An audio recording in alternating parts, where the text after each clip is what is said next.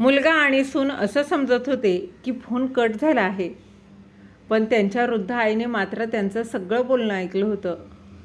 नातवानं चुकून फोन उचलला होता आणि त्यांना कल्पनाही नव्हती की त्यांचे शब्द दुसऱ्या बाजूने ऐकले जात आहेत. जेव्हा आईने त्यांचा संवाद ऐकला तेव्हा तिच्या हृदयात दुःखाचा डोंगर कोसळला. तिच्या पायाखालची जमीनच सरकली आणि त्यानंतर जे झालं ते कुणाच्याही कल्पनेच्या पलीकडचं होतं. दरवाजाची बेल वाजली. आकाश आणि त्यानंतर आवाज ऐकून सुधाताईंनी अंथरुणावरून कसंबसं उठण्याचा प्रयत्न केला. रात्रभर तापाने फणफणलेलं शरीर अजिबात साथ देत नव्हतं. त्यांना उठणंही कठीण जात होतं. एकीकडे हात टेकवत आणि दुसरीकडे स्वतःशीच पुटपुटत त्या दरवाजाजवळ चालून येऊ लागल्या. आणि एवढ्या सकाळी कोण आले तडमडायला? हे तर अजून फिरून आले नसतील. त्यांच्याकडे दुसरी चावी आहेच. मग बेल कोण वाजवत असेल? दरवाजा उघडला तर समोर गुंजा उभी होती. ती त्यांच्या घरी काम करणारी मुलगी. तिला पाहून सुधाताई म्हणाल्या, अगं तू एवढ्या सकाळी अशी काय आलीस? कशी काय आलीस? सुधाताईंचं डोकं गरगरत होतं. उभंही राहता येत नव्हतं. गुंजानं पटकन त्यांना आधार दिला आणि काळजीने म्हणाली, अहो वहिनी, तुम्हाला खूप ताप आलाय. दरवाजा उघडायला तुम्ही का उठलात? साहेब कुठे आहेत? सुधाताई हळू आवाजात म्हणाल्या, ते बाहेर फिरायला गेले आहेत. तुमची तब्येत अशी बरी नाही आणि साहेब फिरायला गेले? गुंजा आश्चर्याने म्हणाली. सुधाताई म्हणाल्या, मी त्यांना सांगितलं नव्हतं, नाहीतर ते गेलेच नसते. गुंजा म्हणाली, ठीक आहे, तुम्ही जाऊन अंथरुणावर विसावा घ्या. घरातल्या कामांची अजिबात काळजी करू नका, मी आहे ना. सुधाताई पुन्हा अंथरुणावर झोपल्या आणि गुंजाला चहा बनवायला सांगितला. थोड्याच वेळात गुंजा चहा घेऊन आली. सुधाताई म्हणाल्या, गुंजा, तू सांगितलं नाहीस, आज एवढ्या लवकर का आलीस? गुंजा म्हणाली, अगं बहिणी, गोखले साहेब आहेत ना, मी त्यांच्या घरीही काम करते. त्यांनी आज सकाळी लवकर बोलवलं होतं. त्यांचा मुलगा आणि सून कायम त्यांच्यासोबत राहायला येणार आहेत, त्यामुळे त्यांच्या खोलीची साफसफाई करायची आहे. सुधाताईंनी विचारलं, गोखले साहेबांचा मुलगा आणि सून कायमचा राहायला येणार? खरंच मोठं भाग्य आहे त्यांचं. गुंजा म्हणाली, हो वहिनी, गोखले वहिनी तर खूप खुश होत्या. म्हणत होत्या, माझा मुलगा आणि सून दोघं आमची खूप काळजी घेतात. आता आम्ही दोघं त्यांच्यासोबत सुखात राहू. गुंजा थोडं थांबून म्हणाली, वहिनी, एक विचारू का? हो विचार, काय आहे? सुधाताईंनी विचारलं, तुम्हीही तुमचा मुलगा आणि सुनेला इथं बोलवा ना. तुमची तब्येत चांगली नाही, त्यांची साथ असेल तर तुम्हालाही आराम मिळेल. गुंजाच्या या शब्दांनी सुधाताईंचं मन खट्टू झालं. त्या रागाने म्हणाल्या, तू जास्त बोलायला लागले आहेस, जा आणि तुझं काम कर. गुंजा म्हणाली, वहिनी, तुम्ही रागावू नका, तुमच्या भल्यासाठीच मी बोलले, नाहीतर मला काय पडलं आहे? असं म्हणत गुंजा तिथून निघून गेली. आयुष्याच्या या प्रवासात कोणाच्या शब्दांनी जखम होईल आणि कोणाच्या काळजीने डोळे पाणवतील हे सांगता येत नाही. गुंजा निघून गेल्यावर सुधाताई विचारात पडल्या. त्यांच्या मनात असंख्य प्रश्न फेर धरू लागले. मी गुंजावर रागवले, पण ती खरंच योग्य तेच बोलत होती. मात्र खरंच आमचा मुलगा प्रशांत कधी आमच्याजवळ येणार आणि तो कधी साधा फोनसुद्धा करत नाही. त्याला बाबांवर नाराजी आहे. त्यांना बाबांचं टोकन काही केले आवडत नाही. तो लवकर इकडे येत नाही आणि आला तर वाटणीचा हिस्सा आणि संपत्तीबद्दल चर्चा करतो. तो कधीच आम्हाला त्याच्यासोबत ठेवण्याबद्दलही बोलत नाही. त्याला आमच्याशी काहीच देणं घेणं नाही. फक्त आमचा पैसा हाच त्याचा उद्देश आहे. त्याची बायको नेहमी त्याला भडकवत असते. तरीही कदाचित इतक्या वर्षानंतर त्यालाच बदल झाला असेल तर? मी एकदा त्याच्याशी बोलून पाहते, कदाचित आता तो परत यायला तयारही होईल. असा विचार करत त्यांनी डोळे मिटले. पण डोळे मिटताच त्यांच्या अश्रूंचा बांध फुटला. त्यांनी डोळे पुसले, पण त्यांचा जीव कुठे शांत होईना. तेवढ्यातच दिनकरराव खोलीत आले. त्यांचा चेहरा काळजीने भरलेला होता. गुंजा सांगत होती, तुला खूप ताप आहे? मग मला का नाही सांगितलंस तू? ते घाबरून म्हणाले, अहो थोडासा ताप आहे, बरं होईल. एवढं घाबरण्यासारखं काही नाही. तुम्हाला माहिती आहे, तुम्ही फार काळजी करता आणि म्हणूनच सांगितलं नाही मी तुम्हाला. तुमचा सकाळी फिरायला जाण्याचा नियम मोडायला नको होतं मला. औषधं घेतली की ताप बरा होईल. सुधाताई म्हणाल्या, ठीक आहे. ठीक आहे, मी तुझ्यासाठी काहीतरी खायला घेऊन येतो. आधी खाऊन घे, मगच औषध घे, असं म्हणत दिनकरराव बाहेर गेले. सुधाताई त्यांच्या पाठोपाठ बघत राहिल्या आणि विचार करू लागल्या. त्यांना प्रशांतबद्दल कसं सांगू?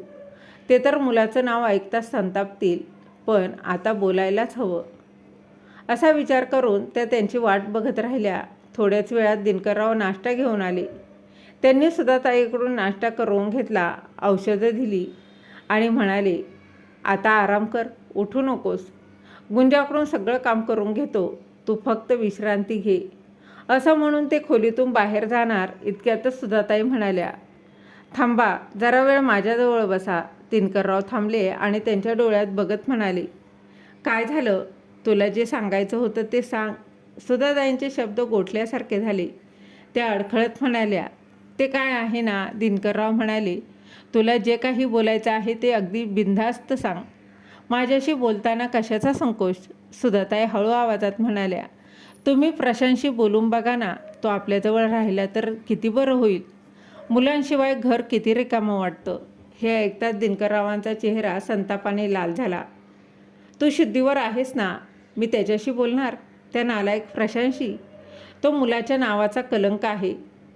तुला आठवत नाही का? लग्नाच्या काही दिवसांनी विनाकारण त्याने भांडण करून तो बायकोला घेऊन गेला. त्याने कधीच आपली साधी चौकशी केली नाही. आपण या वयात कसे राहतो याचा विचार केला नाही. मी त्याला समजावलं, पण त्याने ऐकलं नाही आणि निघून गेला. दिनकररावांनी संतापलेला स्वर थोडा सावरत म्हणायला सुरुवात केली, मी तर त्याला सांगितलं होतं की जर त्याच्या नोकरीमुळे तो इथे राहू शकत नसेल तर आम्हाला त्याच्यासोबत घेऊन जा. पण त्यावेळी त्याने काय उत्तर दिलं होतं? ते तुला आठवतं का? तू कदाचित विसरली असशील, पण मी नाही विसरू शकत. दिनकररावांचा स्वर कटुतेने भरलेला होता. त्याने अगदी स्पष्टपणे सांगितलं, मी तुम्हा दोघांना माझ्याबरोबर ठेवू शकत नाही. आमचं स्वतःचं आयुष्य आहे. माझं पालनपोषण केल्याने माझ्यावर काही उपकार केलेले नाहीत. हे तर प्रत्येक आईवडिलांचं कर्तव्य असतं आणि प्रत्येक आईवडील हे करतात. पण याच्या बदल्यात मी माझं सगळं आयुष्य तुम्हा दोघांचा ओझं उचलण्यासाठी घालवू शकत नाही. त्या क्षणी त्याने आपल्या ममतेला ठेच पोचवली होती. तो निघून गेल्यानंतर त्याला कधीही पश्चाताप झाला नाही. त्याचाच कधी फोन तरी येतो का? फक्त हे माहीत करण्यासाठी की आपण जिवंत आहोत की मेलो. आणि कधी फोन आला तर फक्त जमीन आणि संपत्ती कधी विकणार याबद्दल विचारतो. सुधा, मला त्या नालायक मुलाबरोबर बोलायचंच नाही. हे तुला समजून घेण्याची गरज आहे. दिनकरराव पुढे म्हणाले, दुसरीकडे बघ भास्करला, ज्याला तू आणि तुझ्या त्या सख्या मुलाने कोणताही अपराध नसताना घराबाहेर काढलं, पण आजही तो आपली काळजी घेतो. आपल्याला फोन करतो, विचारतो की आपण कसे आहोत, आपल्याला काही हवं आहे का. तोच भास्कर ज्याला तू कधी तुझा मुलगा मानलंच नाहीस आणि आज तू त्या सख्या मुलासाठी तडफडत आहेस. हेच तुझ्या अपराधाचं फळ आहे. हे ऐकून सुधाताईंचा राग अनावर झाला. त्या चिडून म्हणाल्या, होय, मी भास्करला घरातून बाहेर काढलं, पण मी काय करू? तुम्ही तुमची संपत्ती 2 भागात वाटणार होता, ज्यावर फक्त माझ्या मुलाचा अधिकार जास्त होता. मी माझ्या मुलाचा हक्क कधीच दुसऱ्याला देऊ शकत नव्हते. दिनकरराव शांत आणि अगदी शांतपणे पण त्या म्हणाले, त्याला दुसरं म्हणू नकोस सुधा. तो आपल्याच मर्जीने दत्तक घेतलेला मुलगा आहे. आता तरी देवाला घाबर. तू यशोदा बनू शकली नाहीस, तू फक्त सुधाच राहिलीस. ज्यांच्यासाठी तू भास्करवर अन्याय केलास तोच प्रशांत आज तुला सोडून गेला. हे सत्य स्वीकार की प्रशांतला आपल्यावर प्रेम नाही, त्याला फक्त आपल्या संपत्तीवर प्रेम आहे. सुधाताईंचे डोळे रागाने लाल झाले.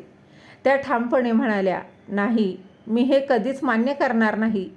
यामध्ये माझ्या मुलाची चूक नाही. तुम्हीच भास्करची तुलना प्रशांतशी करत आहोत. प्रशांतमध्ये कमी काढत होता. त्याला प्रत्येक गोष्टीवरून नालायक म्हणत होत्या. म्हणूनच तो चिडला आणि आपल्याबरोबर राहू इच्छित नाही. दिनकररावांनी डोळे मिटले आणि एक दीर्घ श्वास घेतला. ठीक आहे, मीच चुकलो. मी त्याच्यावर चिडलो, पण तू तर त्याच्यावर जीव ओवाळून टाकत होतीस. मग तो तुला का सोडून गेला? तो तुला फोन देखील करत नाही. उलट तूच त्याला फोन करत राहतेस. जर तुला वाटतं की तो परत येईल तर तू त्याच्याशी बोलून बघ, कदाचित तुझा गैरसमज दूर होईल. हे म्हणत दिनकरराव खोलीतून बाहेर अगदी रागानेच निघून गेले आणि सुधाताई अश्रूंना वाट मोकळी करून देत होत्या तिथेच बसून राहिल्या. सुधाताईंनी विचार केला, आता मी माझ्या मुलाबरोबर म्हणजेच प्रशांतशी बोलणार.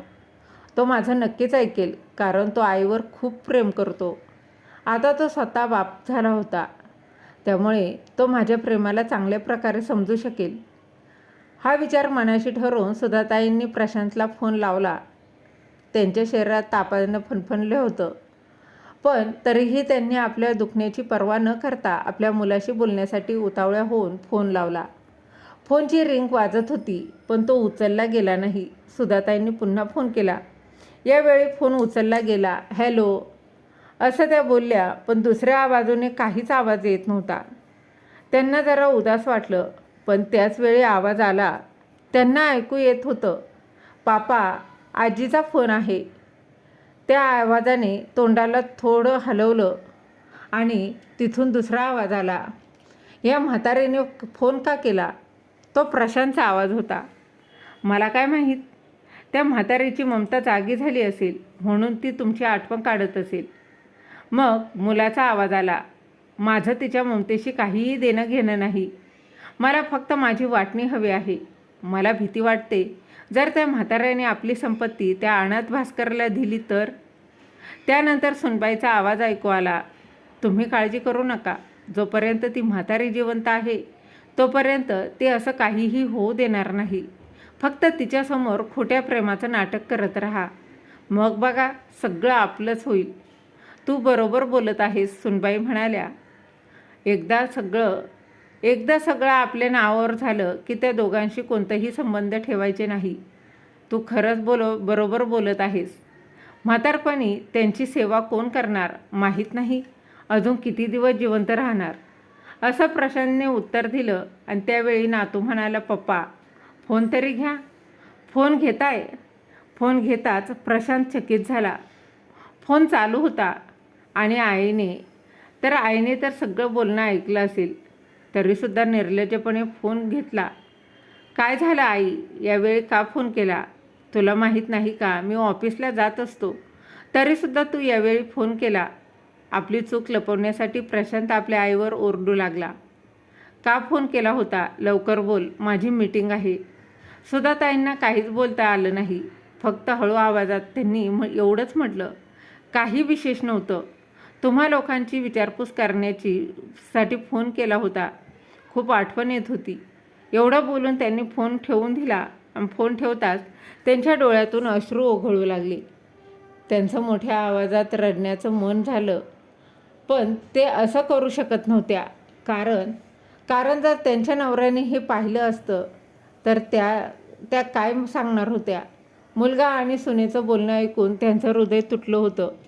त्या मुलाच्या प्रेमात इतक्या आंधळ्या होऊन त्यांचं जीवन विसरल्या होत्या. इतक्या प्रेमात पडल्या होत्या की त्यांना मुलासमोर दुसरं काहीच दिसत नव्हतं. मुलाच्या प्रेमामुळे त्या माणुसकीही विसरल्या होत्या. आज त्याच मुलाच्या तोंडून आपल्यासाठी अपमानकारक असे शब्द ऐकून सुधाताई अगदी स्तब्ध होऊन गेल्या होत्या. डोळे बंद करून त्या भूतकाळातल्या आठवणींमध्ये गेल्या. 30 वर्षापूर्वीची गोष्ट आहे. त्यांच्या लग्नाला 5 वर्ष झाली होती, पण त्या अजूनही मातृत्वाच्या सुखापासून वंचित होत्या. सुधाताईंच्या सासूबाईंना आपल्या मुलाच्या दुसऱ्या लग्नाचा विचार केला होता, पण त्यांचे पती यासाठी तयार झाले नाहीत, कारण ते सुधाताईवर खूप प्रेम करत होते. या गोष्टीमुळे सुधाताई खूप नाराज होऊन गावी निघून गेल्या. सुधाताईसुद्धा मुलासाठी व्याकुळ होत्या. त्यांनी कितीतरी डॉक्टरांकडून उपचार घेतले, पण प्रत्येक डॉक्टरांनी हेच सांगितलं, तुम्ही कधीच आई होऊ शकणार नाही. पण देवाचा चमत्कार झाला तर कदाचित तुम्ही आई होऊ शकता. मग त्यांनी ठरवलं, मुलाला दत्तक घ्यायचं. अनाथ आश्रमातून कायद्यानुसार एक मुलगा दत्तक घेतला. त्या मुलाचं नाव त्यांनी प्रेमाने भास्कर असं ठेवलं. दिनकररावांना जेव्हा त्याच्या आईला भास्करला दत्तक घेतल्याचं सांगितलं तेव्हा त्या नाराज होऊन म्हणाल्या, माझं त्या मुलाशी काहीही देणं घेणं नाही. त्याच्यात कोणाचं रक्त आहे तेही माहीत नाही. मी त्याला कधीच माझा नातू मानणार नाही आणि तुम्हा दोघांना मी कधीच माफही करणार नाही. यानंतर सुधाताईंच्या सासूबाई त्या घराकडे परत कधीच आल्या नाहीत. काळ सरकला आणि 3 वर्ष गेली. भास्कर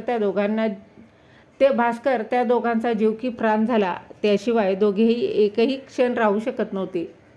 एके दिवशी सुधाताई भास्करला स्कूलमधून ॲडमिशन घेण्यासाठी गेल्या, पण त्या अचानक चक्कर येऊन बेशुद्ध पडल्या. भास्कर रडत दिनकररावांना फोन करून सगळी घटना त्याने सांगितली. दिनकरराव ताबडतोब स्कूलमध्ये आले आणि सुधाताईंना डॉक्टरकडे नेलं. डॉक्टरांनी चेकअप केल्यानंतर सांगितलं, तुम्ही आई होणार आहात. सुधाताईंना त्यावर विश्वास काही केल्या बसत नव्हता. सुधाताई आपल्या नवऱ्याला म्हणाल्या, देवाने आपली प्रार्थना ऐकली. हा चमत्कार हा भास्करमुळेच झाला. आणि ती भास्करला आपल्या गळ्याशी घट्ट धरून म्हणाल्या, भास्कर, लवकरच तुझ्याबरोबर खेळायला तुझा छोटा भाऊही येणार आहे. भास्कर अगदी आनंदाने उड्या मारून म्हणाला, माझा छोटा भाऊ येणार? दोघेही आनंदाने हसू लागले. दिनकररावांनी ही आनंदाची बातमी त्यांच्या आईला सांगितली आणि ह्या आनंदाची बातमी ऐकून सुधाताईंच्या सासूबाई सगळा राग विसरून शहरात त्यांच्याकडे त्या देखील आल्या. आई आल्यामुळे दोघेही नवरा बायको खूप आनंदी झाले. पण त्यांना एका गोष्टीचं खूप वाईट होतं, ते म्हणजे भास्करच्या बाबतीत सासूबाईंची वागणूक. ती त्यांच्याशी कधीच चांगलं वागत नव्हती. हे पाहून दिनकरराव आणि सुधाताई खूप दुःखी झाल्या. दिनकरराव त्यांच्या आईला खूप समजावून सांगत होते, तू भास्करला का सारखं वाईट बोलत असतेस? त्याचा काय दोष आहे? आम्ही त्याला दत्तक घेतला आहे. तो तुझा नातू आहे आणि तू त्याची आजी आहेस. पण सुधाताईंच्या सासूबाईंना काही केल्या समजून घ्यायचंच नव्हतं. त्यांनी असं ठरवलं होतं की जो मुलगा माझ्या सोन्याच्या पोटामध्ये आहे तोच माझा नातू असणार. शेवटी दिनकररावांनी हार मानली आणि आपल्या आईला बोलायचंच सोडून दिलं. पण त्यांची आई सुधाताईंना विरुद्ध भडकवू लागली आणि त्याचा फरक सुधाताईंवर पडू लागला. दिनकरराव पाहत होते की आता सुधा भास्करची काळजी घेतच नव्हता. शेवटी जेवढी त्या अगोदर त्या घेत होत्या, दिनकररावांनी याबद्दल सुधाताईंना रागवले.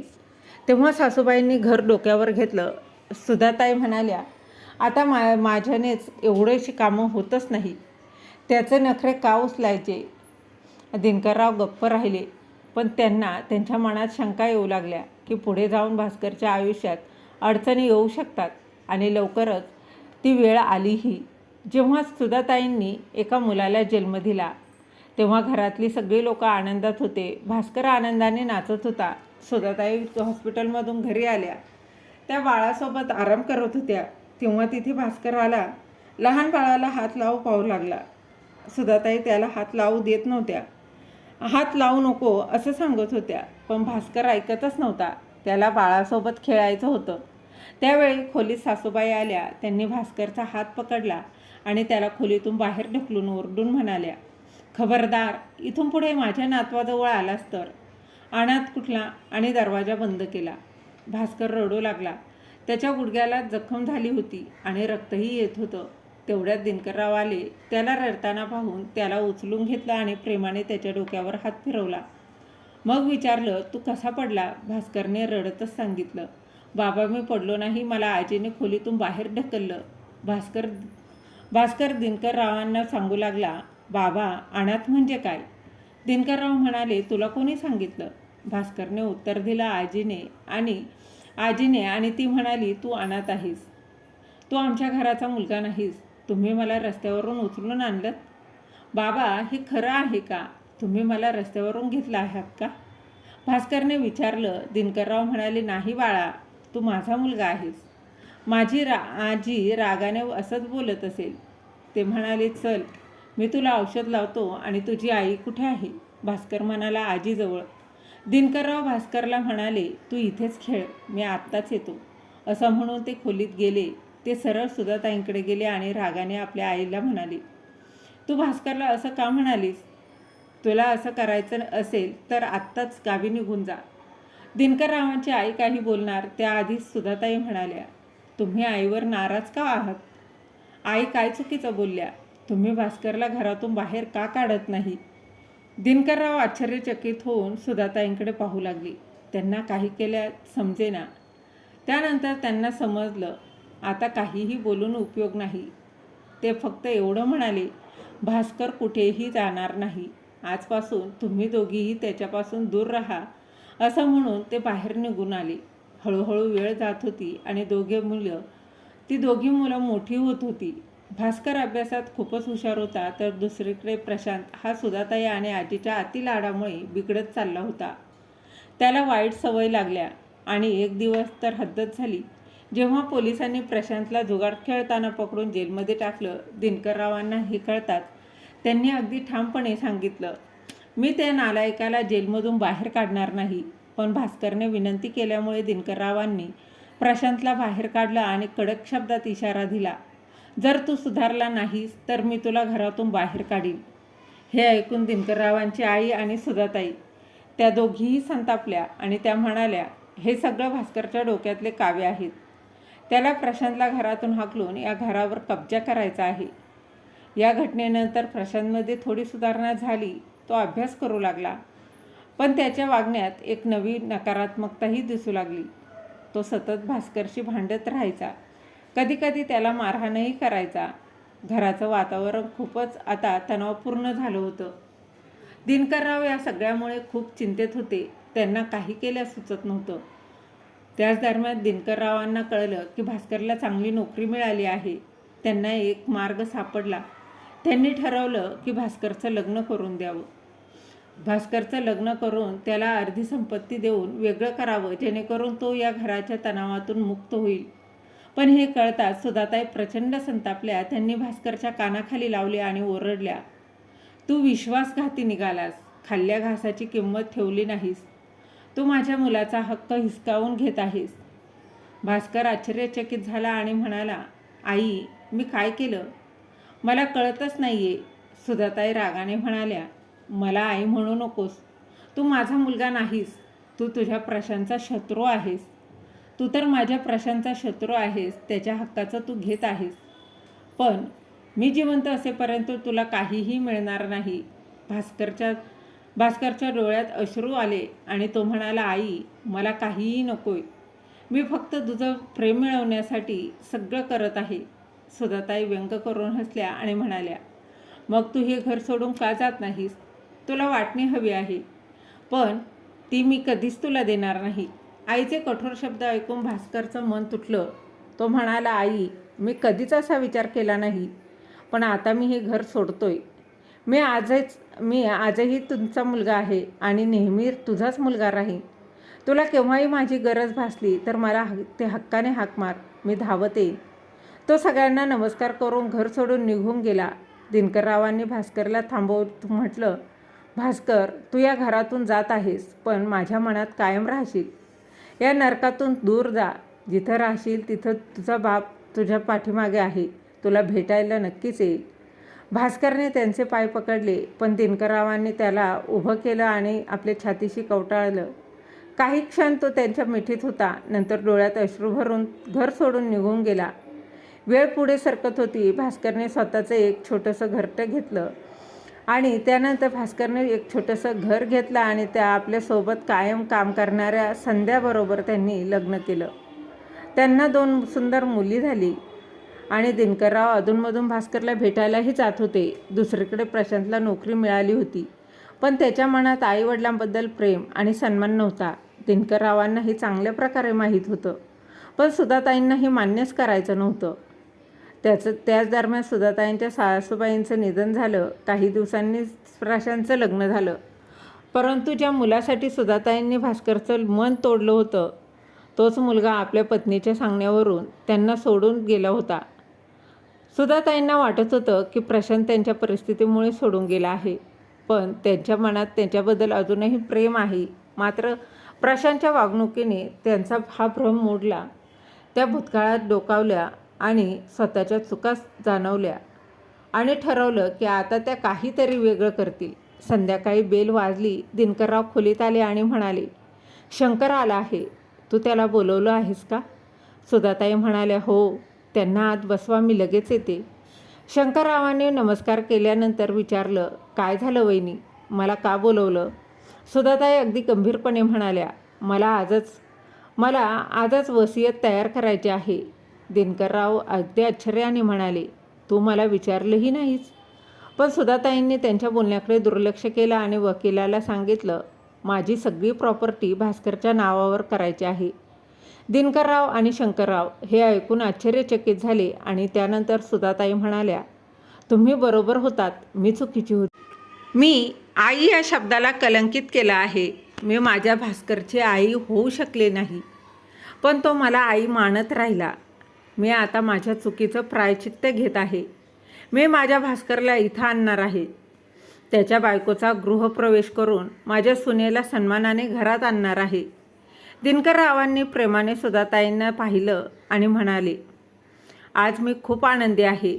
माझी पहिलीसुद्धा मला परत भेटली आहे. मला देवाने माझं कुटुंब परत दिलं आहे. शंकरराव हसत म्हणाले, या आनंदासाठी माझी फी विसरू नका. तिघंही हसून लागले आणि घर पुन्हा आनंदाने उजळून निघालं. सुधाताईंचा निर्णय योग्य वाटतो का? तर या गोष्टीबद्दल तुमचं काय मत आहे ते कमेंटमध्ये नक्की कळवा. आणि कथा आवडली तर कथेला लाईक, शेअर, सबस्क्राईब नक्की करा. धन्यवाद. भेटूया अशाच एका नवीन कथेसोबत. तोपर्यंत धन्यवाद.